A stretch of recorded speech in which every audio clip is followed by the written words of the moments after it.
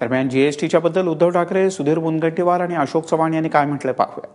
मुंबई आणि इतर शहरांची स्वायत्तता ही आर्थिक स्वायत्तता ही कायम राहावी.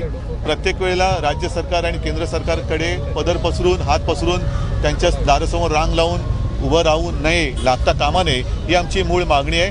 आणि जकात रद्द झाल्यानंतर दरवर्षी मुंबई महापालिकेच्या तिजोरीमध्ये जो थेट महसूल येतो तो महसूल हा तसाच राहावा की जेणेकरून मुंबईतली विकास कामं ही करण्यामध्ये कुठेही आडकाठी येणार नाही, ही आमची मागणी होती आणि आहे. त्यांनी जर का मान्य केलं असेल आणि तशा तरतुदी त्या विधेयकात किंवा कायद्यात तर जर ते करत असतील तर मग काय भांडण्यासाठी भांडण मी केलेलं नाही.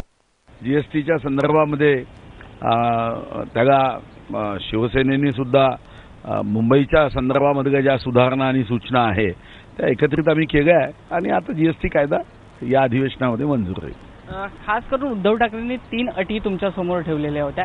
काय नेमक्या त्या अटी होत्या आणि त्या कशा मान्य केल्या? नियमितपणे पैसे देण्याची व्यवस्था व्हावी. राज्य सरकारकडे याचना करण्याची आवश्यकता असू नये, आम्ही ती तरतूद केली आहे.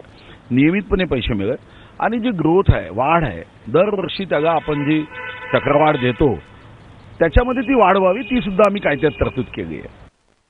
उद्धव ठाकरेंकडे जाऊन त्या ठिकाणी सादरीकरण करणं हे खरं म्हणजे राज्यमंत्री हे भाजपचे शिवसेनेचे असताना मला वाटतं की त्यांच्या राज्यमंत्र्यांच्या कदाचित त्या आवाक्याची बाहेरची गोष्ट असावी म्हणून मंत्र्यांना जाऊन त्या ठिकाणी सादरीकरण करणं हे कितपत उचित आहे.